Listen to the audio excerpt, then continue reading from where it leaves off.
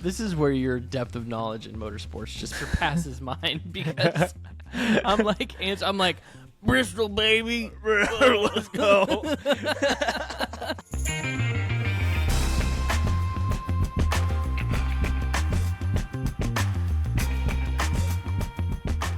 Hey, all right. Welcome to Money Lap Podcast. I'm Parker Kligerman, joined as always by Landon Cassill. Landon, I gotta ask, is there a dress code today? No, man. I'm just, didn't want to wear the same white polo as you did, so I had to keep the jacket on. This is a Henley, by the way. For those who can't see, they're listening. Oh, it's a Henley. You are in a sport coat. You're in a sport coat. Yes, a Henley. Thank you very much. It's a Henley. It's a Henley. It's a Henley. I'm coming from Connecticut. You're in Iowa. This podcast is awesome through the power of technology. Today we're going to talk back to a normal episode, by the way. Thanks for all the Q&A questions last week. That was a lot of fun. Saw some cool response from that. We've got reviews again. We are going to dive into the NASCAR Cup Series and ask a question. Are the drivers too nice? We're going to deep dive in the Xfinity Series, of course, and tell you about my race at Darlington and some of the things I saw in the Xfinity Series that maybe you didn't, and a wonderful tweet from Landon Cassill. We will talk a little bit of F1, although there's not a ton happening out there, and we look ahead to the Indy 500 and specifically Indy 500 qualifying. One of the greatest, most natural shows in motorsports these days, Landon. But we start, as always, with the PR lap and all the love out there that we haven't been able to talk about since we took a week off from talking about ourselves for a bit. It feels like we took a week off. We really didn't, but it feels like we did because we recorded on a Sunday, and we also didn't really talk about a race. We just talked about ourselves. So yeah, and we did. Let's talk about ourselves one more time for a little bit. Okay, deal. So start with Apple reviews here. We got the first one says just the best 5 stars from Moose Lodge on May 2nd. Love listening to these two. They always bring positive energy, and that's what keeps me coming. Oh, okay, that's nice. Thanks. You're welcome, Moose Lodge. Yeah. T Mabel 62 pole position pod. The 3 Ps. Say that 3 times fast. That's a good one. Listening to Dale Jr. download until I realized the Money Lap was finally out, so I had to leave Dale and listen to my friends on the Money Lap instead. Parker and Landon always make the workday much more enjoyable. T. Mabel, you're welcome. Thank you. Thank you for listening to us. You don't have to leave Dale, though, for us. You don't. But I suppose, depending on your workday and your hours and stuff. So, but yeah. Thanks for listening. And also, Isaac Mowry, amazing pod. This one came in earlier in May. Love the podcast. 5 stars, by the way. You guys are 2 of my favorite drivers, so I love listening every week. I wanted to ask both Parker and Landon the question. Corey Lajoie gets asks guest on guest. Wow, Parker. Start reading. I cannot read today. He asked every guest on his podcast. I wanted to ask both Parker and Landon the question Corey Lajoie asks every guest on his podcast. If you had to race only one car at only one track for the rest of your life, what car and track would they be? Keep up the great work, boys. This is a great question. You know why it's a great question, Parker? Why because is that? I always get asked, what's your favorite racetrack? Right? And I've found so many different ways to answer that question because I'm not good at that stuff. I'm not good at answering those like some absolute question. I'm going to want to overthink it and this and that. And so I used to say that I didn't pick favorites. But I really think that the answer to this question for me is a cup car, not a NextGen, but like a Gen 6 cup car of some kind. You know, we can get down the path of high horsepower, whatever. At Bristol. At Bristol with the top ground, maybe just a little taste of traction compound on the bottom. Not too much, just a little, just a flake, just a. You would just run laps there forever. I think I could run laps there forever. Wow, I did not expect that one. I was assuming you'd say like high horsepower, Atlanta cup car. You know, Darlington is up there for me. Atlanta is up there for me. But like, Bristol, I just feel like anytime I have left Bristol with a car in one piece and somewhat of a reasonable good run, there is nothing more. There was nothing that will make you feel more like a man than 500 laps at Bristol. I see that. I see that for sure. You know, just rubbing doors, pit roads tight, running the top, diving down to make a pass, just trying to fit up there on a restart where there's no room, you know, bouncing it off the wall a couple times. Like, there's so much action at that track. Oh, my gosh, Richmond was the action track. Never mind. There's so much action at that track that... In name only, by the way, for Richmond. I think I could do it over and over again till the end of time. I think that could be my moron mountain. You said you didn't have a good answer for those, but that's a good answer. Well, but the thing is, if you said, what's your favorite racetrack?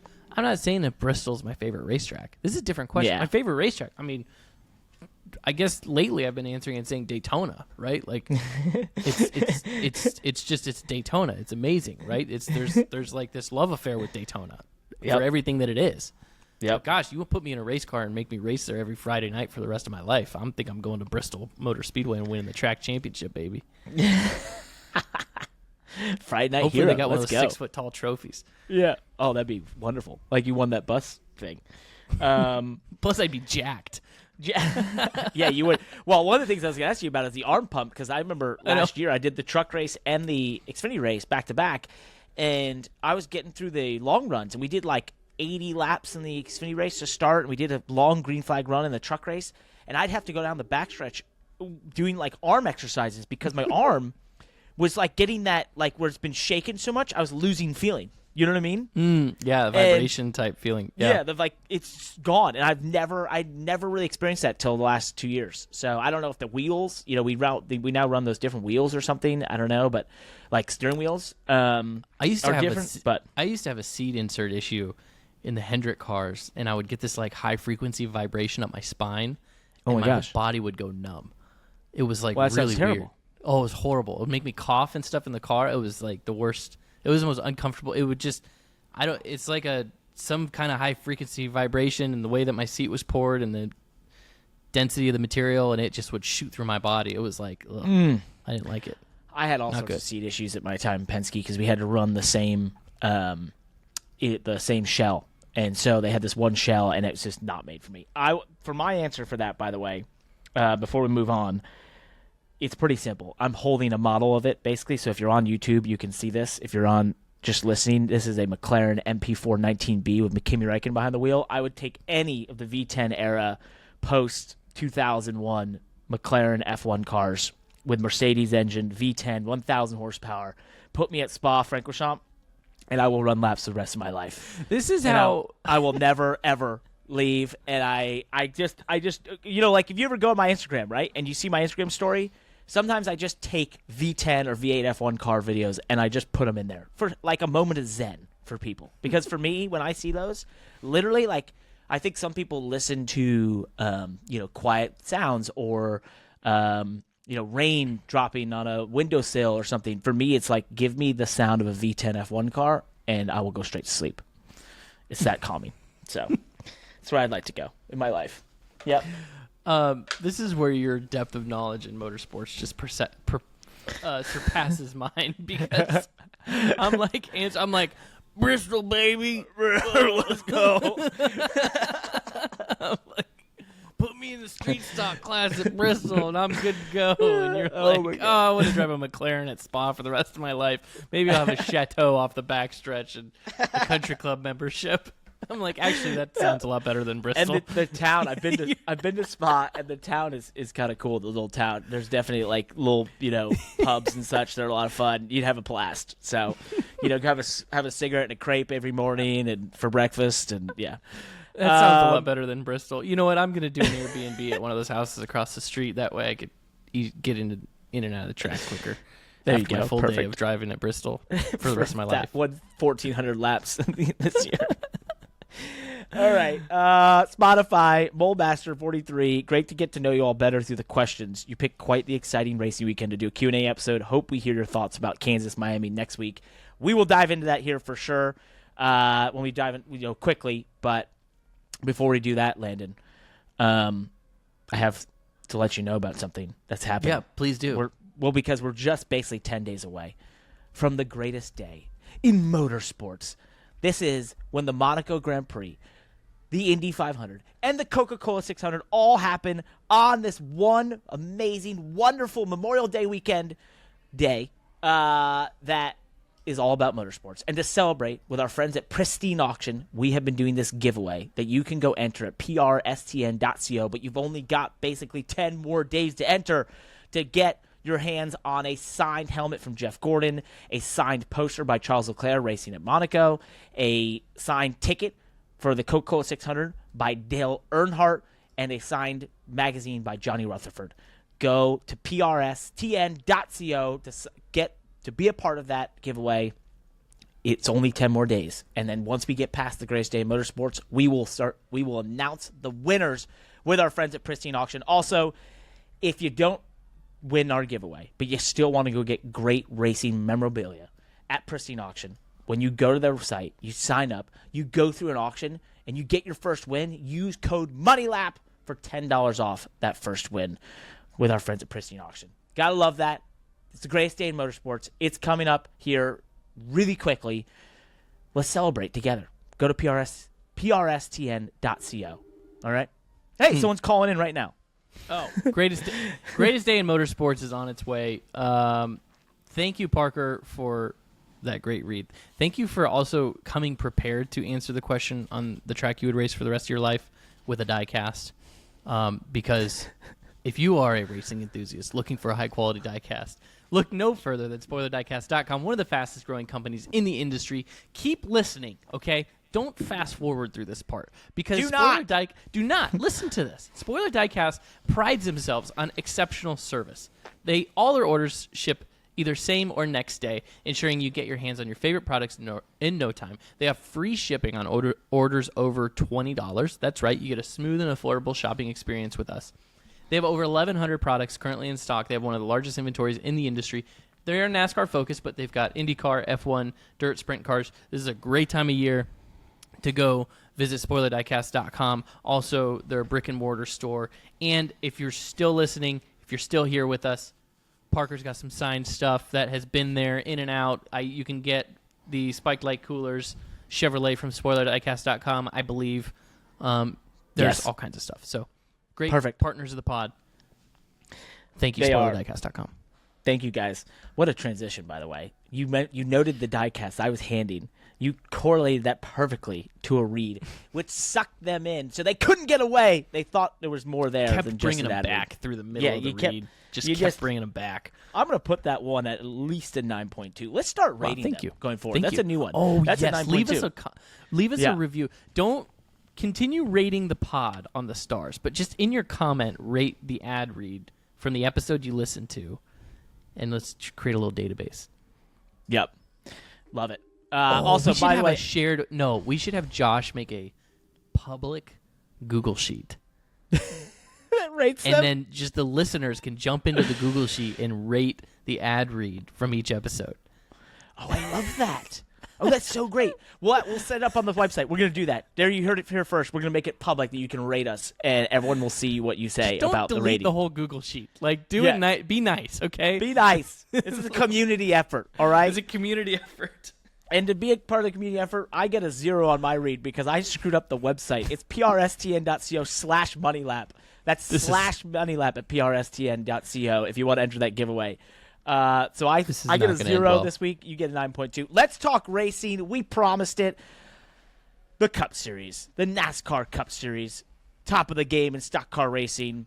Let's go back 1 week because we've been asked about this because it also connects to what happened this week, and that is that Kansas finish between Chris Buescher, Kyle Larson, closest finish in NASCAR history. It had a 95.8% yes on Jeff Gluck's good race poll. It was just an overall great race with an incredible finish. But one of the things that Chris Buescher didn't do, Landon, and we have talked about this, and we talked about it at Atlanta when there was that super close finish.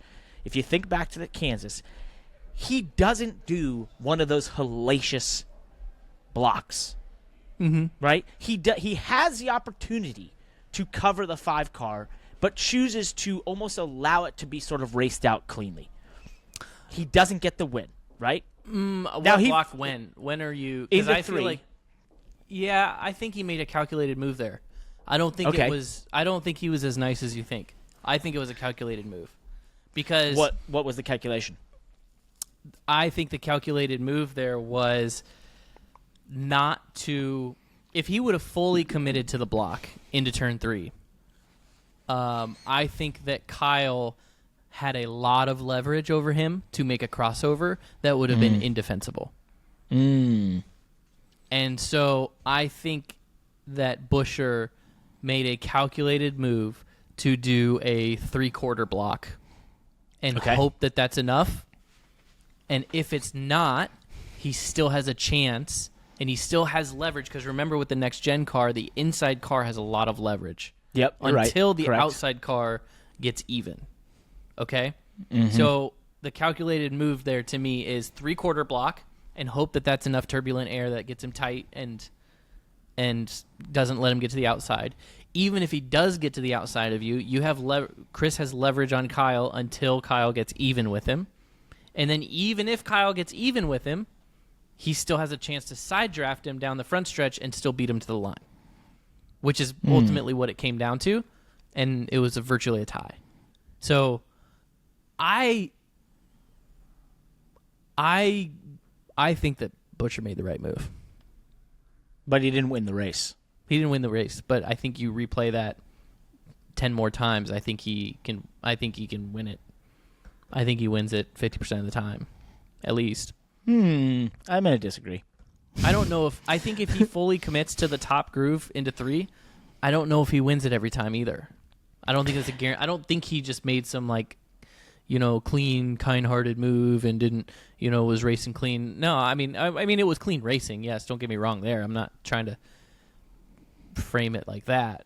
I just don't know if I take myself back to the replay, maybe we should have it queued up, but if I take myself back to the replay and have him fully commit to the top groove the moment that he sees, realizes that Larson is going top, I don't think Buescher is in as much of an advantageous position as you think.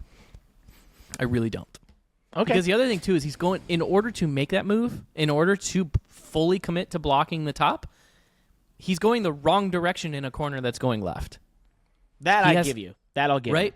And so there's a big disadvantage there that, you're going up the racetrack in the middle of the corner, essentially. You're in the first third of the corner. You're trying to go up the racetrack to make this block. And now you've put a ton of leverage in Kyle's hands to bump him, doink him, basically, suck the air off him, or cross him over, right? He just put himself in an awkward spot. So I think he did a very good job of getting as much of a block out of it as he could without killing his own angle. And then, the hedge there is if Kyle does get to the outside of me, I can drag race him to the line. And again, I know he lost the race, okay? I'm not, you can definitely point to the scoreboard and say, I was just going to say, by the way, you can talk all you want, but well, yeah, I can done. talk all I want, but it's he lost the race and you scoreboard this and scoreboard that, you're right, but it's they freaking tied. So we're watching the replay right now. He's middle of the track. The 5 is going high, but he had a chance where he went low. Then he was trying to break the draft. Then he went back, and it's just stick it on the wall. Make him have to make the move to get you. I mean, maybe he did. I guess that he didn't use as much arc as he should have there. That hurt him for sure. And might which be allowed what the you're 5. talking about? Yeah, it allowed the 5 to get there. I just think if that's Ross Chastain, and here's what I was going to bring up. If that's Ross, he's down to the bottom, and then that car is shooting dramatically to the back to the top. I don't know, and the though. 5 car and him probably wreck. Hang on. No, what I'm going to say is you probably don't get the finish. That's what I'm saying. That's my point. That's why I said it was a calculated move. Go back and pause it at the end of the back stretch. And I guess maybe I don't want to talk so much about this that we lose our listeners that aren't watching on video or anything. And we may not have video on YouTube. Be descriptive. Be descriptive. In this position at the end of the straightaway backstretch, Chris is already trending upwards towards the top of the track. But the 5 car is 8 feet away from his back bumper. Yep. Right? And so if Chris fully commits to blocking the 5's lane, he is going to make contact with the 5 on corner entry, and he's completely at the mercy of the 5 car. Yep.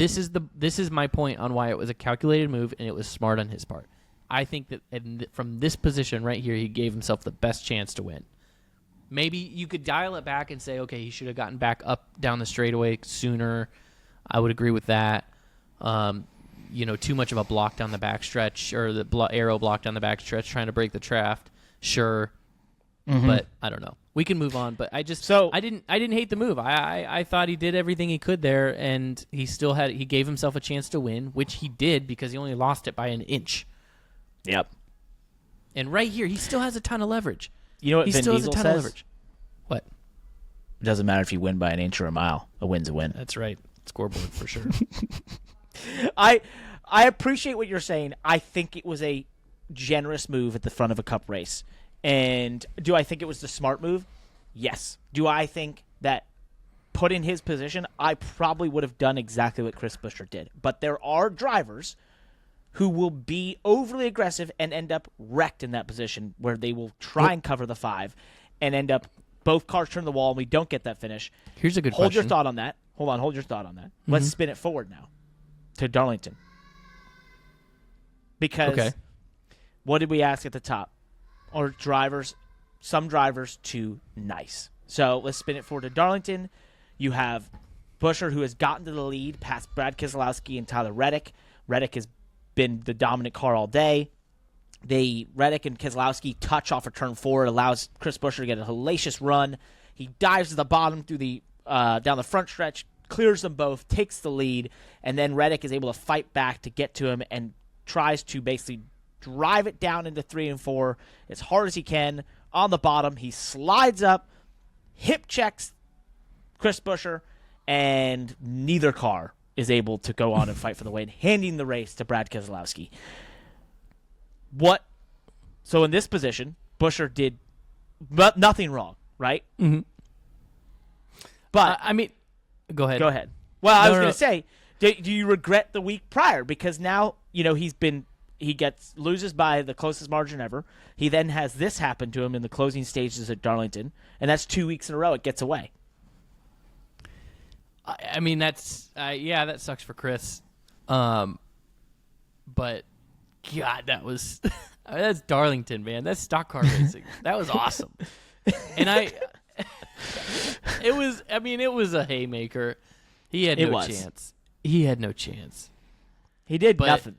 Well, and he was just there, and so let's talk about Chris's frustration. That was Chris's frustration with it, and that their interaction after the race was fair, and everything Chris said was very fair. If anything, I was maybe a little disappointed. I don't know. I don't want to say disappointed with Tyler. It's just now I'm just sitting here being a critic, but I don't think Tyler's got to apologize. But you know me, I've never been big about apologies like that.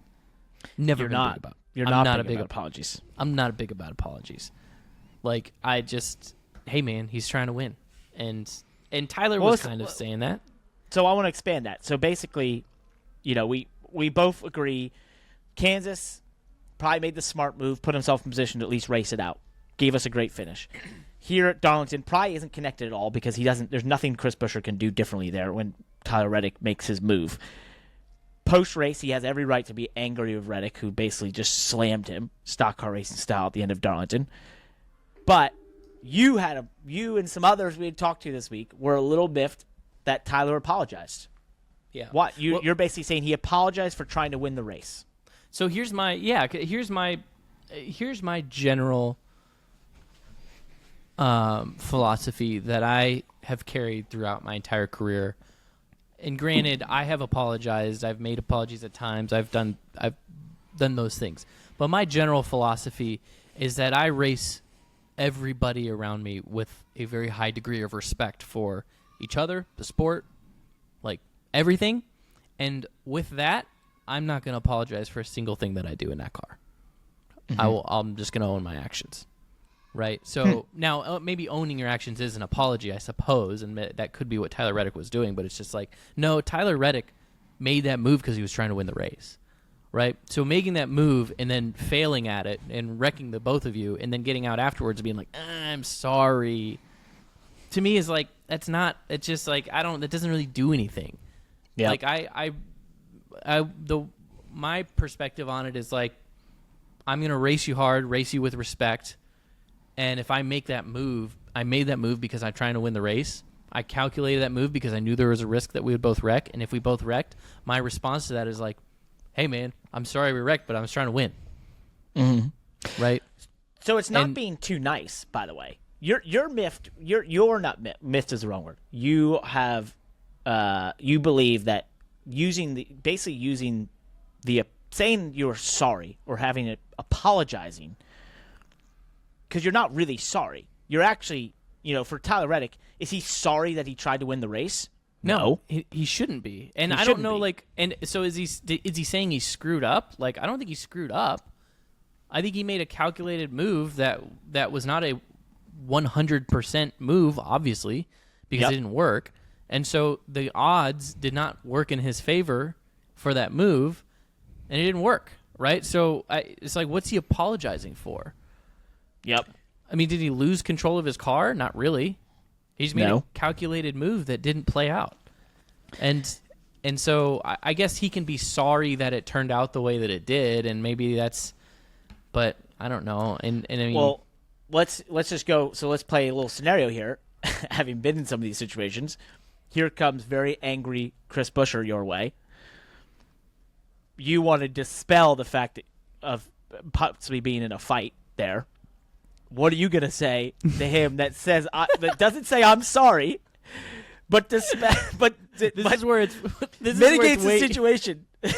This is where it's way easier to analyze this stuff when it's a microphone on a podcast than on pit road. I'm just curious. After race when emotions are high, and and that's the part that Tyler Reddick, I have a ton of respect for, is that yet, I can kind of criticize what he's saying, but he also diffused something that could have turned out into a shoving match and a fight, crew members getting riled up or whatever. Like, I'm not suggesting that Kyle gets out of the car and just flips a bird to Chris Buescher and says, I did what I did, like I think it's more, would be pretty awesome if he did, by the way. It would be awesome if he did or not. Like, I don't know.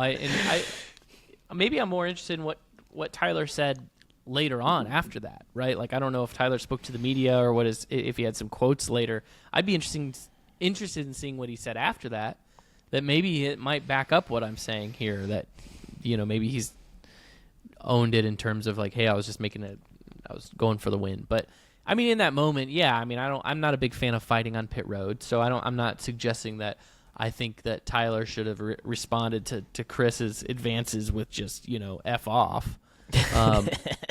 Hey, man, and I did what I did. Get out of here. I personally think, looking at the situation just from the outside, had you said to Chris at that time, bro, get out of here, I did what I did, I'm not sorry about it, that would have equaled a totally different outcome. Oh, I wanted to also point out that Chris was in that position because his teammate did the same exact maneuver to Tyler Reddick. So, I mean, how can you... Not exactly the same. But a similar move, shoving him into the wall and slowing them both down to get him into that position. The only thing that wasn't the same, mostly different, was the fact that they got away with it, no flat tires. So they were able to continue to race. So good point. Does Chris even have... He got in that position because of something that happened between the other two drivers. That's a good point. It is a good point. Josh, I don't know if I don't know if that makes it any right or wrong. I think, to Landon's point, the problem is neither of those moves were egregious. Neither of those moves were sending it off in the corner 10 mile an hour too fast and just clearing yourself up into them. It was sort of just both were trying to just get that little advantage with this, where this car can have areas where it's pretty dominant at the top. Even Darlington itself can just be dominant in the top line there, 3 and 4. But this car allows you to run side by side for so long. You're just trying to push that issue. And for Keselowski, he overstepped it on the exit portion. For Reddick, it was the entry to middle. But it's not like they were bad moves. It's just they were lower percentage moves that didn't work out. I think we've probably squeezed this. We squeezed this. The moral of it all. Tyler's a good guy. Tyler's a good guy. but if you want to be a hero, get out and tell the other guy F off. Especially if the guy is a foot taller than you and has 100 pounds on you. You'll get a lot of props on Twitter that week. Hey, let's talk about the winner for a second because it's pretty interesting. You and I have texted with him a little bit recently. That is Brad Keselowski. Goes to this team, leaves Penske, powerhouse organization, decides he wants to be an owner, gets an ownership portion at Roush Fenway, becomes Roush Fenway Keselowski in one of the weirder team names of our time, and methodically builds this thing into being a team that won multiple races with the 17 last year, has been one of the top 4 teams this year, and finally, after 110 races of winless, Brad breaks through and wins for his own team, and the first win for the 6 car in a long, long time. I think it's pretty impressive, man. I've worked for the guy. I saw, what he was like at 27, 28 years old, trying to run a truck team, and how that went about and how he was able to build that thing up, even post me leaving. But I've always known, when he walked into Penske, I remember the story he had where he had a list of things that they had to do better to go win a championship. And from the time he walked in there, just a couple years later, they won a Cup Series championship, their first ever. He just knows race teams really, really well. And I think this organization, is sort of you're seeing what he does and how he does it so well, and he's so damn methodical. I think it's interesting, though, it took him so long to win as a driver, which that surprised me. Mm-hmm. I think I'm actually not surprised that it took him this long to win as a driver. I think the rest of his team, and that is no knock against himself as a driver. I think he's sacrificing his own himself as a driver for the benefit of the team, not intentionally and not consciously. I think that that's a byproduct of how hard he's having to focus and clearly focusing on the operations of that organization. And I think Chris Buescher is the one benefiting the most from it, probably, in that the 16. That's a great point. The 17. So it's not actually a surprise to me, and I'm going to repeat it, and it has no, bearing on his skills as a driver. Yep. I think it's just hard to do both. But he's doing it very well, and he's obviously proven himself. This is it's not the first time he's proven himself, because he did it at Penske, turned that team around. I mean, his first year at Penske was abysmal. Oh my gosh. And turned it into a championship organization. So, or championship team. Penske's been a championship organization for longer than Brad's been alive, but yeah. But that era of Penske. So, one note that I want to point out, an interesting sort of tidbit on this, is that prior to Brad, and this is not, this is just kind of like industry gossip and things, and things that people talk about when things don't look well. Roush was struggling, right? And the performance is struggling, and there was regularly conversations about how healthy are they with Ford, right? Yep. People looked at them as a Tier 2 Ford team. They were a Tier 2 Ford team. They were not a Tier 1 Ford team before Brad. I mean, maybe I should be careful saying that out loud, because it would probably get, hand slapped about that and easily proven wrong. But if you look at 2016, 2017, I'm pretty sure Stewart-Haas and Penske had some seniority over Roush Fenway when it came to Ford support and what they were getting out of Ford. And I don't think that was trending in the right direction either. And now you just look at the rumor mill, right? And look at what's going on, where you have Roush Fenway is easily one of the top Ford teams in the field right now. Yep.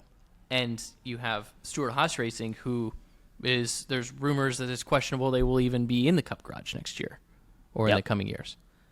So it's hard to conceive those things when in your mind, when it's happening in real time, that like a change, like bringing on Brad and changing the performance, can all of a sudden change, or I say all of a sudden, it's more of like a gradually than suddenly type thing, that over the course of a couple years, now all of a sudden, I would say that they're a pretty desirable team for Ford and a pretty valuable organization for Ford. I think you've put it perfectly. There's nothing to add there. You nailed it. That is what has occurred. I remember that era very well, where this team was in a really, really tough spot. And just go back to early 2000s when they had 6 cars basically in the playoffs, when there was only 10 in the playoffs, or 5, whatever it was. They had half the field. And, you go to where Carl Edwards leaves because they're in such just an awful place.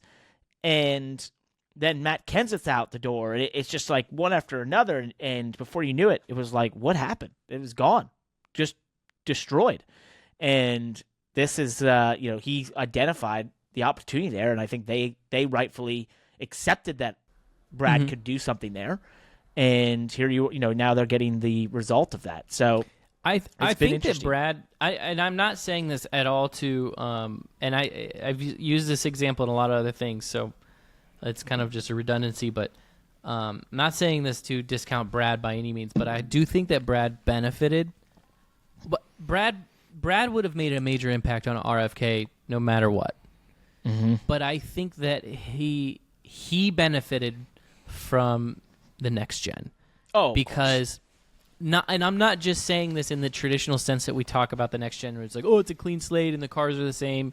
But I think that what it did was it gave him a clean slate to maybe change processes there in a quicker than it would have taken for him to get people to change processes from how they had been building cars for decades before that. Yeah. Right? Because they were going to have to change their processes anyways with the next gen. Right? That was happening no matter what. And getting people to change what they do and change how they do things is very, very hard. I believe that Brad would have been able to change processes and make an impact on that organization? Absolutely. But I think the next gen gave him a license to do that. Right? For sure. And to show more evidence to that point, another team that is affiliated with RFK is Rick Ware Racing. And they had a top 10 with Justin Haley this past weekend. They've had continual great runs. And you start to see the RFK magic, sort of the tentacles expand here amongst the garage, right? When you see those Rick Ware Racing cars running so well, specifically Justin Haley, that's even, to me, more impressive. Because not only have they figured out their internal, but they're able to explain and show this and apply this to an external situation, however external you believe it is, to that car that's not their own, and make it run well as well. So that, to me, shows that there's some, and in the next-gen car, we are all continually learning what does create performance. We know they're not just building a better chassis, right? They're not just building a new suspension piece. There is something they've discovered about how to approach this car that is working, and it's even applicable to others. So I think that is pretty interesting just from the outside. And then not to take away from what Justin Haley and Rick Ware Racing have done. That's pretty damn impressive to be running as well as they have at some of these races recently. I was just thinking about that, Parker, going back to what you said a few weeks ago on the idea of the same teams always winning, yet somehow Rick Ware Racing is picking up pace. You got RFK who's picking up pace. Is this the next gen evening out, finally coming to fruition 3 years later, 4 years later? Oh, no, I think the first 2 years are the best. Before this, what did we have? We were talking about the parity. So basically, you only had Hendrick and Gibbs who have won, or a Gibbs affiliate, besides Trackhouse. We finally had an outside of that winner. I guess this is the first Ford win of the year, which is big. Although I love how they had a Castrol Toyota Supra scheme on their car, which is hilarious. But I think we're going to see ebb and flow with this. And we're going to see times where people hit it for specific periods of time, like we saw them hit last year. Maybe it's just they figure out their simulation, whatever it is at that time that they're going to hit it. But that's why I find it very interesting when it is not just the house car, but it's the Rick Ware car that's running well, so on and so forth. I think that shows something else happening there, and I don't know what it is, and I can't tell you what it is, and because I don't know. But I knowing my racing brain, like we talked about last week, my racing brain, the antenna is sort of going off saying, okay, something's up. They figured something out, but I don't know what it is. So it's it's going to be, we're going to find out together. We're all just going to find out together. Hey, question for you. Is the next gen stock car racing? You know, I made a point really early on. I actually had this conversation with Steve Phelps about the next gen, and I could make an argument that the concept of the next gen car and the way that the way that it's being operated is the closest to stock car racing that we've had in decades. Because it is a stock car. It is taking a spec-built car and racing it, and to see who the best driver and team is with that car, right? Yep.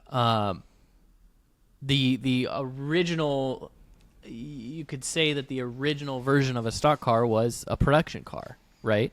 That had to be raced, and it was obviously modified to race on a racetrack at a higher performance than the actual production car, but it was based on a production car. This stock car, this current state of a NASCAR stock car, is not based on a production car, but it is essentially stock, right? Teams can only modify it a very limited amount, right? So that is my definition of, yes, it is a stock car. If we're trying to say, is it stock car racing in the traditional sense of what we love about stock cars and what we think a stock car is, I would say no. Right? Because stock car racing to me as a persona or as a brand of racing is a little bit different. But I don't know. I don't know. I think I'm going to walk that back. I see some pretty darn good stock car racing out of this next gen. It's just not what I always want. Okay.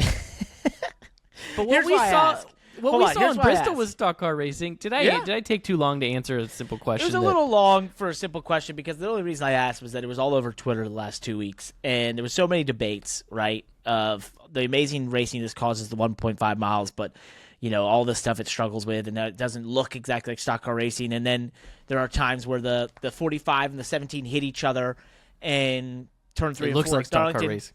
Well, it does, except they both broke from there. And it's like, well, that's not stock car racing. They didn't get away with that. So, but would the Xfinity car have ever allowed them to get to that position? I don't know. So, it's like you have to give and take. I think we are relearning what is stock car racing. I think there's so many great things that we see, especially at these bigger tracks, that there is upside here. But to your point, it's not always going to look traditional. Let's move on. One of the cool things announced for next year, and I love this. I think this is so cool. I loved this when they did it back in 2011-ish, when they had that $1 million prize, sort of like the Winston Million that they did sprint. They did back in 2011. I think Brad came close where you had to win 3 races in a row or something to do it. Well, they've totally flipped that over, and they have created a bracket-style deal for the Amazon and TNT races next year. The first race is Atlanta, and essentially it is a bracket of 32 cars that'll be eligible, and they'll be racing against each other to get to $1 million. And so basically, say you and I we're at race 1 in Atlanta, and we're put versus each other. All I got to do is beat you amongst all the other cars to advance to the next round. Mm-hmm. So it's like a competition within the races. I think this is effing genius, and I love it. It's and awesome. I know Denny Hamlin and them talked about it last year. Dirty Mo Media put this together, and they said, I saw Dale said 200,000 people entered a bracket. I love that. I think it's so cool. I wish it was worth $5 million, but you know what? We'll start at $1 million. I still think it's really, really cool. I don't know who could here's a crazy thing. This could be wild. Imagine, I don't know, 47 car wins it. That'd be wild. Could happen. It's crazy. So the seeding, the one thing I don't understand is the seeding is going to be based on the 3 races before that? Well, I don't know any of them. I don't know. Yeah, so the seeding is the last 3 races on Amazon. I'm sure this is the negotiation they had to do, is Amazon gets a cut of this whole situation because they get to do the part where they're seeding and who does the best and what have you. and then TNT gets the actual bracket itself. So Okay. Yeah, that's cool. That'll be really exciting. I can't wait to make a bracket for it. Yeah, it's going to be really fun. Here's a question for you before we head into that. Should we make one for the Xfinity Series? Do our own for the same Do our races? own. Yeah, we could do it for the Xfinity Series. I mean, I guess I don't know the schedule exactly, but yeah, that'll be fun. Let's do it. A money lap one.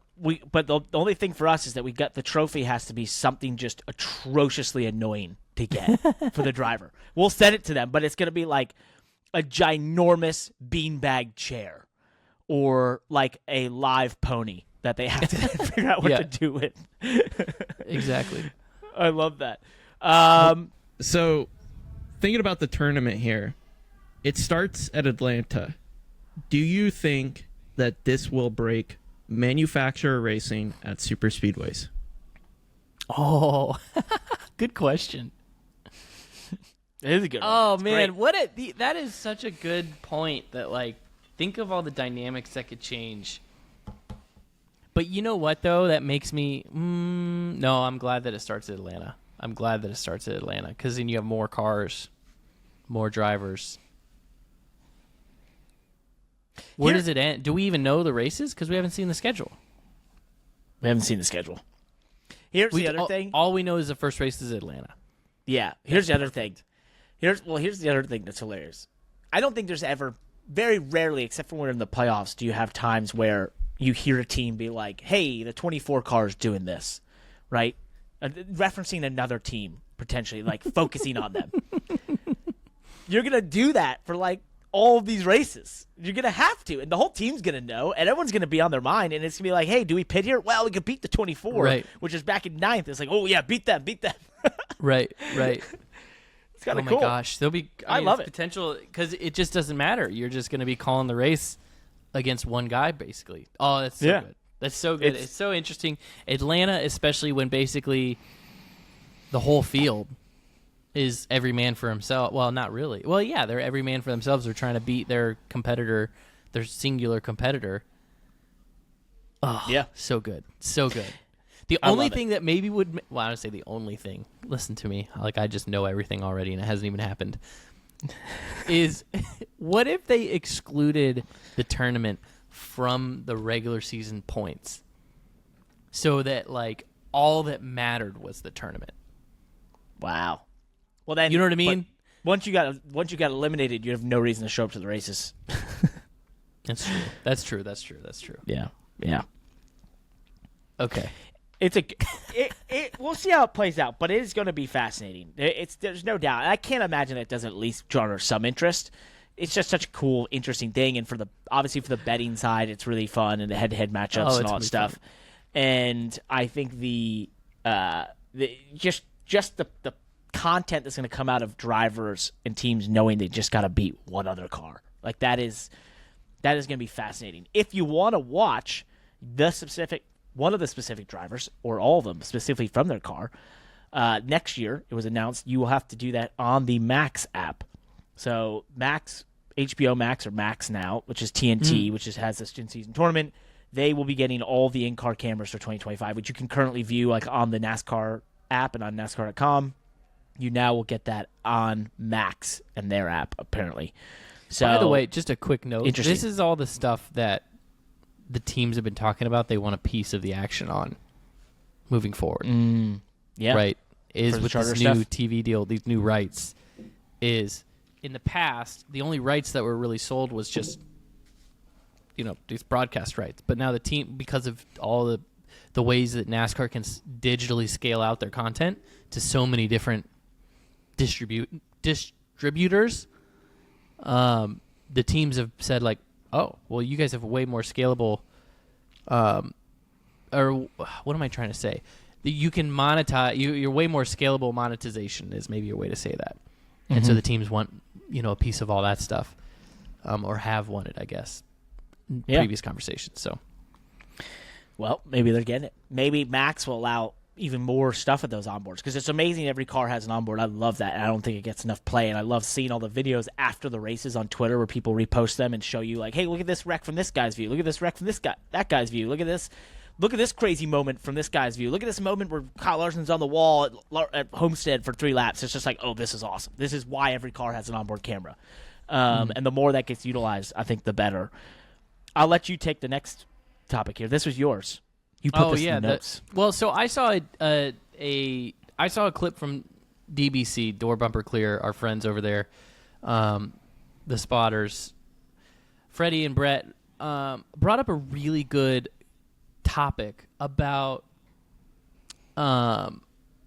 consistent branding on the race cars and how, the NASCAR that we grew up with was just the Rainbow 24 and Terry Labonte's Kellogg's car and Mark Martin's Valvoline car, and just how valuable it was for the sport as a whole that the teams and drivers had consistent branding, one sponsor on the car for the entire season. And, and Brett made a comment that if NASCAR would just give the teams a bigger slice of the pie like they're asking for, that they could return to that and it would ultimately benefit the sport. I'm curious of what your thoughts are. I have thoughts on that, but I'm curious of what your thoughts are. So my heart and my pro team as a driver guy feeling is like, yeah, give them more money. They can, sell to one sponsor for the same rate that they sell now, so on and so forth. My reality and my capitalist side of me that says without a budget cap and sort of restrictions or paint scheme restrictions like you have in F1 where you're only allowed one change per year, they're going to go for the most money they can get. And that's capitalism. And therefore, if the most money means running a different damn paint scheme every damn week, there will be a different damn paint scheme every damn week. And that is just the nature of capitalism, racing, business, you name it. And I think there are opportunities for teams to do maybe like what Team Penske does, right? They have a pretty consistent branding across their cars. Although the sponsors might change, they've tried to keep their brand and their look and that sort of thing, but they can only do it so much with some of these sponsors. It's not as identifiable as what you mentioned where it's Valvoline for every week or, Kellogg's or whatever it is. And I don't know, without restricting the teams like via Formula One style, I don't know how you get back there. And maybe that is a discussion. Maybe that is a part of the charter. Hey, we'll give you more, but you only get to run one paint scheme all year. Good luck. Yeah. I would. Now that's a good point. That part of it is a good point because if NASCAR saw that same value and said, "Look, we want you guys to have consistent branding, right? We want you guys to not be jumping around with the sponsors and the cars. Like, we need our fans to be able to identify the drivers. If NASCAR saw value in that, then they could surely negotiate it into. But I don't think the economics of paying the teams more results in the teams just settling for one sponsor or only pitching one sponsor. That's, to me, I think is a short-sighted approach. And that's the part of that debate that I disagree with that Brett was presenting. Is that it seemed like he was suggesting that the economics of giving teams more money would result in them just signing one sponsor. Yeah. I agree with the... It's a wonderful fantasy world, and I wish it did happen.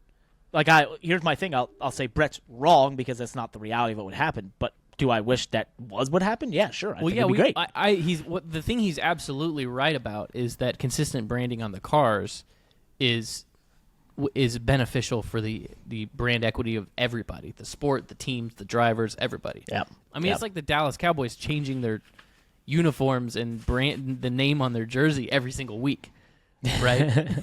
It'd be like every single game they have a new uniform with completely different colors and a different team name, and that would be horrible for the sport, right? Yep. And that's what he's getting at, and he's absolutely right about it. It's just not that's just not how the economics work, because somewhere along the lines between the year 1998 and 2024, both teams and sponsors determined that it was more economically beneficial for both of them to break up the season. Yep. Right? Yep. Sponsors figured they found ways to get the same bang for their buck by sponsoring half the amount of races. And teams found ways to fill those gaps and still get the same amount of money for sponsorship that they were getting. Mm-hmm. And I just want to give a personal story about this sort of consistent branding, and that is the car I drive right now.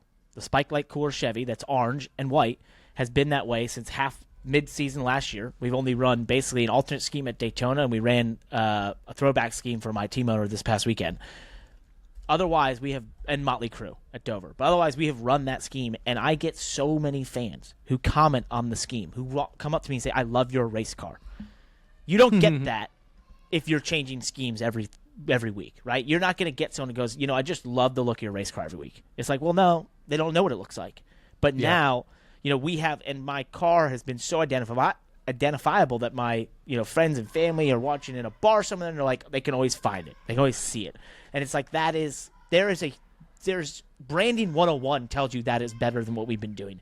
I think this conversation is great because maybe, and just maybe, this is part of what's happening, and there is a path forward to say, hey, you can only change those paint schemes X amount of times or whatever. But I would love to see consistent branding. I think it would be massive for the sport and a massive help, and I think it's something that should happen. So before we move in the Xfinity Series, speaking of consistent branding, it was announced last week. This is sad, near and dear to my heart. Race Hub will cease to exist come after Fox's last broadcast of 2024.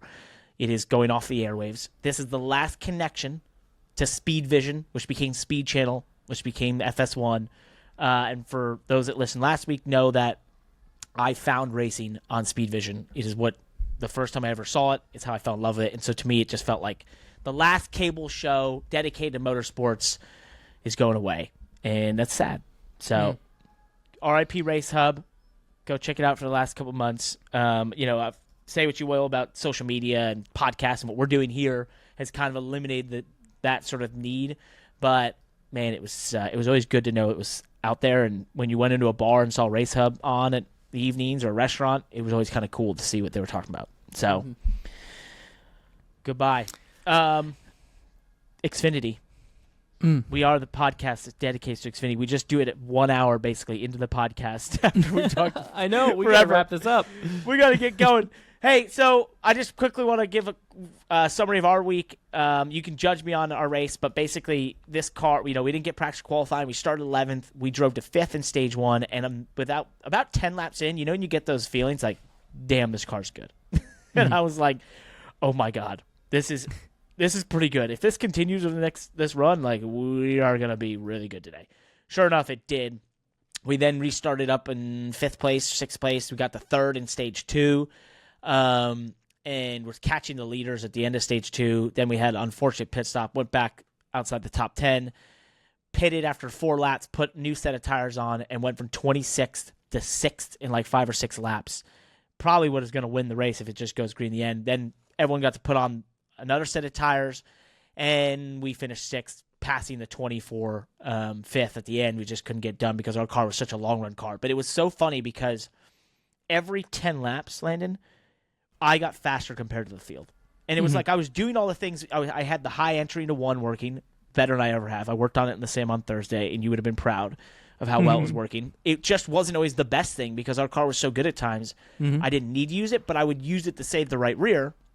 That would set me up for the patch.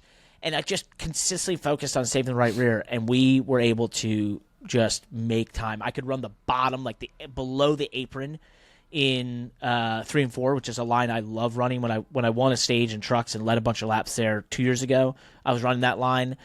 It's a line I love to use to pass, and it was working for us. And so it was just one of those amazing days. Our whole team just did a great job. Everyone at Big Machine Racing. My boss was there, Scott Borchetta, with that cool paint scheme, throwing back to his 3 Super Truck Championships. He was so pumped up. So that's cool. But yeah, I mean, I don't know. When I look at that race, I'm not sure how we do better considering the pit stop we had, that killed us going into stage 3, because I think in a lot of ways we had a car that should have finished at least 2nd or 1st, and, we let it get away. But it's not like any other than that pit stop, which we almost overcame perfectly with that tire vintage. It was one of those races where you're like, damn, we had it all. We just didn't have it play out perfectly for us. Right. Yeah, that's awesome. I mean, that feeling of that good car. We can dissect so much about how you can drive and the techniques and all that stuff, but then when you have a car like that, it's almost like the car just does the work for you. Yeah. Or maybe you were doing everything right. Who knows? Or maybe it's a combination of both.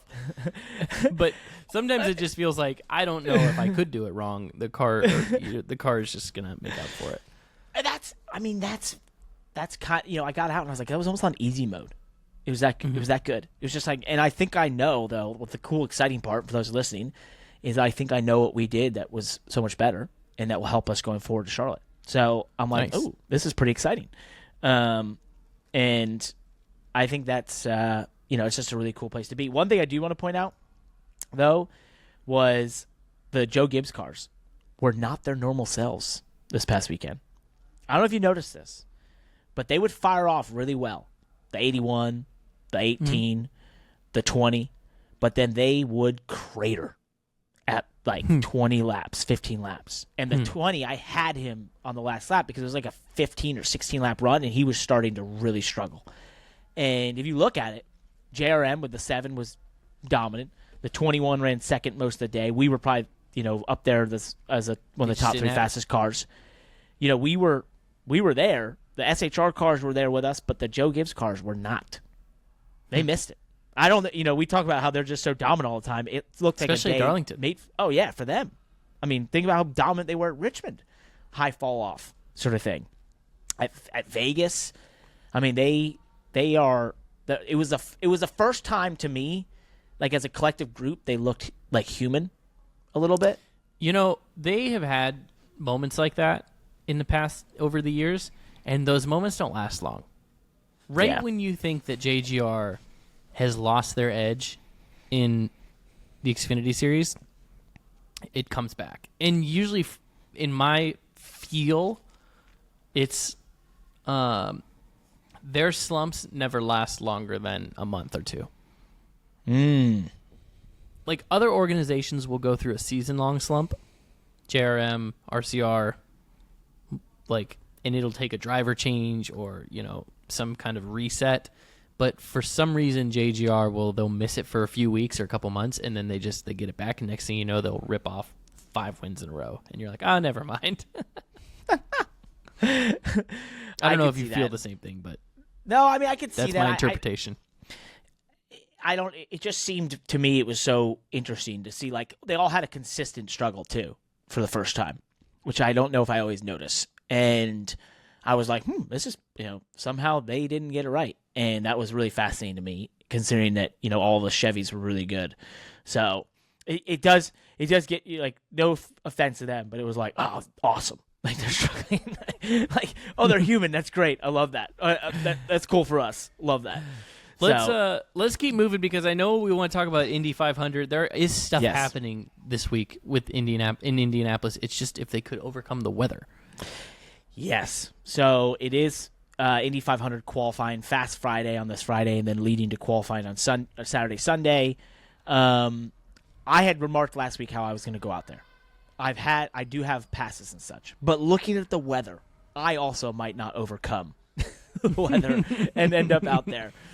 I love Indy 500 qualifying. I want to be out there, but it does look iffy. It looks better maybe for Sunday, but they've only been able to do just a couple laps of practice on basically Tuesday. I believe as of recording this on Wednesday, no running at all. Actually, Josh, did you check on that as we're recording this? I don't like that. Oh, go ahead, Josh. Well, so you're saying that there's no running this weekend? No, today. Let me see. As of recording this. I don't like the lack of track time for Larson. That's I want Larson to get comfortable. I think a huge part of the magic of Indy 500 qualifying is that it is a gradual iteration to your full out Q trim. Yep. Like the cars are capable of it today. It's actually the drivers that need to get comfortable just trimming the cars out. And so for a guy like Larson to just go fire off with less practice, he's probably at more of a disadvantage. But otherwise, they are practicing. There's actually video of Kyle Larson making laps. Oh, they're Okay. running right now. So as of recording this, they are running, which is exciting. So they are But getting their practice schedule, by the way, is like hours long. I mean, yesterday they were supposed to be on the track from 9 a.m. to 11, and then from 1 to 4 or something. I don't think they got on track at all. And then they did. I haven't even checked. They got on for like 20. It was real quick, and a lot of just like installation laps, that sort of thing. And then, so they're actually running right now. So we'll see what the practice speeds look like. One thing I thought would be fun before we send off into this weekend is just looking at the pole speeds from the last couple years. Last year's pole speed, 234.217. Can it be topped this year? That was Alex Palou. Just a quick note, because we talk about speed in Indy 500 qualifying so much, in the mile per hour, and everybody knows that it's a 4-lap run. But what we never talk about is the time. It is a 2.5-minute qualifying run at 230 miles an hour. Yeah. Like, just think about that. Your foot to the floor, because they're flat for 4 laps. You gotta be flat if you're gonna win the pole. Flat for 4 laps. Flat. They're flat for 4 laps. And these are like no lift down shifts and all this stuff. Like, but they're flat for 4 laps for 2.5 minutes at 230 miles an hour. With the changing weather, you might have gone out in the morning and then you didn't go out again until 1 p.m. Like, that is part of that time. That 2.5 minutes is part of why it's so harrowing. And I was actually having this conversation with somebody just yesterday about Indy 500 qualifying and what's so romantic about it, right? And how it's so important that IndyCar does not go to this bogus locked-in starting fields, right? Because watching a car, I'm going to just I'm going to flip the script for just a minute and say watching a car go around the track for 2.5 minutes is not that impressive. 200 miles an hour is pretty impressive, and that's cool, and they're on the edge. But what makes it romantic is that they have to make the race. Mm-hmm. Right? That if they make a mistake, not just make a mistake in 1 lap, that they make a mistake over the course of those 2.5 minutes. Any mistake could result in bodily injury, destroyed race cars, and you ain't racing the Indy 500. Pretty tough. And I don't know what the rules are this year for Indy 500. Well, that's why I call it the most romantic, the last natural real. Yeah, natural great qualifying of big races, because it's about speed, it's about handling, the driver has to rise up, the team has to all the things have to connect to go out there and be fast enough. And the dude over 4 laps of the tires falling off and changing the adjustments in the car. With everything that's at stake. And everything that's at stake, and it's not locked in, and it's no guarantees, and it's like you got to go do it. And I was told by a friend of ours this week that I'm the last person in the world that cares about single car qualifying. And you know what? Then the Indy 500 should be the last damn place that it goes on. If that's it, then take me to Indy. Take me to Indy. I care. And I think not to just bring it back to this certain person, I think the Daytona 500 could have the same folklore if they would go crazy and let them go fast. It could have the same folklore. But imagine if NASCAR gave the teams their charters and everything they wanted, but said, not Daytona. And then the whole place burnt down. You know what? You could have your charters for the second race of the year, but the Daytona is the Daytona 500. It is the open race of the season. It pays $500,000 to start. That is pretty good. That's a perfect place to end this week's Money Lap. I know we talked about we were going to dive into F1. We're not going to do it. We've just gone so long today. We got so sucked into talking about the Cup Series. There was some great World Endurance races this past weekend at Spa. If you haven't seen the highlights, go check that out. Also, MotoGP was great. Looking ahead to this week, there's racing all over the world, and it is the All-Star race for the Cup Series and, of course, Indy 500 qualifying. As always, he was supposed and scheduled to come on. But once again, Kyle Busch has not been able to come on, guys, because he spun out of the truck race and therefore has had to work harder this week to avoid doing that sort of thing, and therefore literally just hit us up and said, I have to cancel. I'm stuck working, trying to figure out how not to spin out in a truck series race. We'll have to have him on next week. Cheers. That's it. Peace. Thanks for listening to The Money Lap. As always, check out themoneylap.com for the best 5 minutes in motorsports, or sometimes just the coolest stuff in motorsports, delivered directly to your inbox 3 times a week. Check us out on YouTube. We're growing fast over there. And, of course, Twitter, TikTok, Instagram. We're all over the internet. We're spreading the word of how cool motorsports is. Check us out.